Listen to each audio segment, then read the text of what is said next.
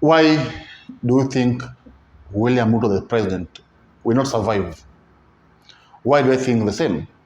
Ladies and gentlemen, you know very well right now, it was barely 3 months in office. And of course, a lot has been happening. Okay.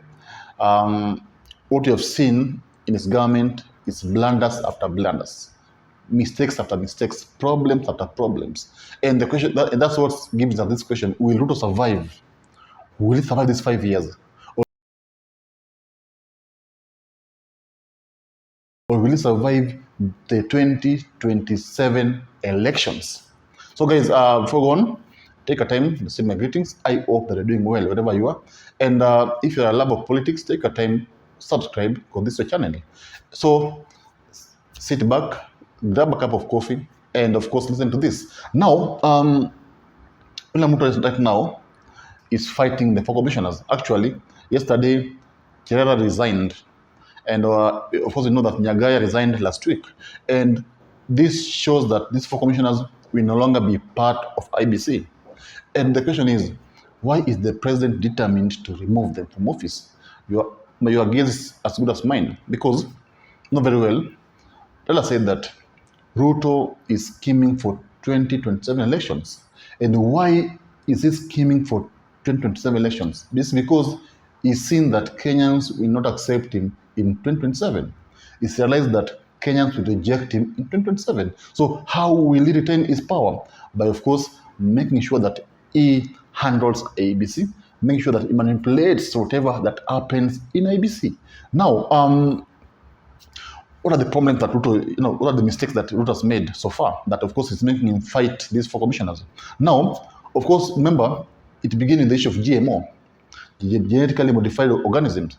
GMO maize. Kenyans have rejected GMO. In fact, even leaders from Ruto's home turf, from Rift Valley, rejected GMO because it was killing Kenyan farmers.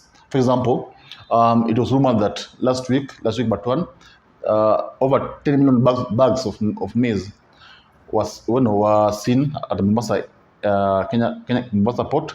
And of course, people are like, how can you promote Americans when farmers have produced their maize, when farmers are expecting to sell their maize? So you are killing farmers, and these farmers are the hustlers.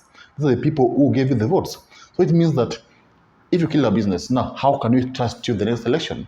It means we will have to reject you in the next election. And Raila Odinga has taken this as an advantage because he's been fighting Ruto. Actually, he said that Ruto made a deal with Americans. He said that Americans, supported his presidency in return for this GMO. That's why I think Americans, brought the GMO to Kenya. So this issue is a big issue. That's why I think right now Ruto has posted because it is messing him up. Because Kenyans hustlers are against him, and right now Raila is inciting Kenyans against the government. Now that's blunder number one. Another blunder that I think is messing Ruto is this issue is the issue of the PS nomination, the principal secretary nomination.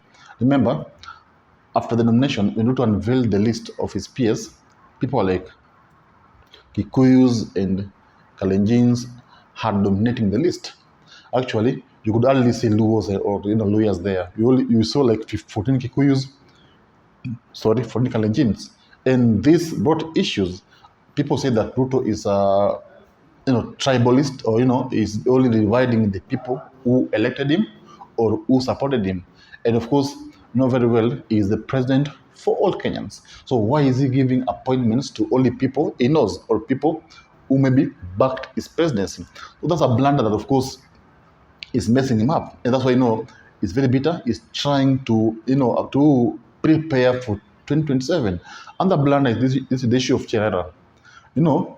What the government does not know is that when you fight people like Cherera or the four commissioners, you're actually creating enmity with the Kenyans, because people are like, you are being petty, you are being vengeful, and as a leader, you don't need to be vengeful.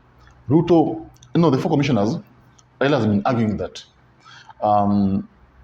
they were doing their job.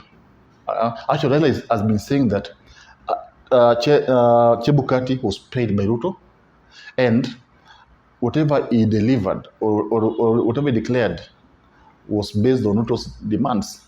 And, these commissioners, it's being said that Chebukati was missing for 2 days. Then when he appeared with some results. And he was forcing these 4 commissioners to sign the results.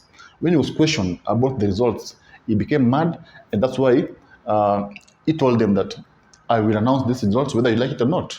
So therefore, this is what prompted the 4 commissioners to go out, have a press conference. That's why they announced that the results were opaque.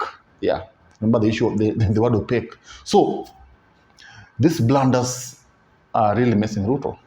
In fact, in just barely 3 months in office, and you've already seen these blunders. It shows that we survive the 5 years. We will survive these 5 years. Because right now, Raila Odinga is strong out there, criticizing Ruto, castigating his moves. You saw him, Raila, in Utawala, and you saw the hustlers fought. Hustlers were chanting anti-Ruto song. This poses danger to Ruto because he's young in office, but people have already rejected him.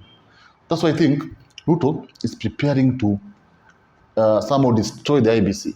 He wants to control the IBC. He wants, an IBC that, of course, will work to his advantage, because he knows very well in Kenya it's not easy to be re-elected. In fact, for example, Kibaki, it was not easy for him to win the 2007 election because he did not do a good job. Uhuru Kenyatta 2017, it was not easy for him to win the election because he did not do a good job. Same thing will happen to Ruto. That's what I'm saying. The question is, will he survive? I would like to know from you. Will he survive? Comment then, tell me if you think Ruto will survive these 5 years. Do you think he will survive 2027? Do you think Kenyans will vote for him? And do you think Ruto is trying to manipulate the IBC to his advantage? Tell me, I would like to hear from you. So guys, subscribe. It's your man Peter Ogutu, and I'm hoping to see you soon in the next video. Thank you.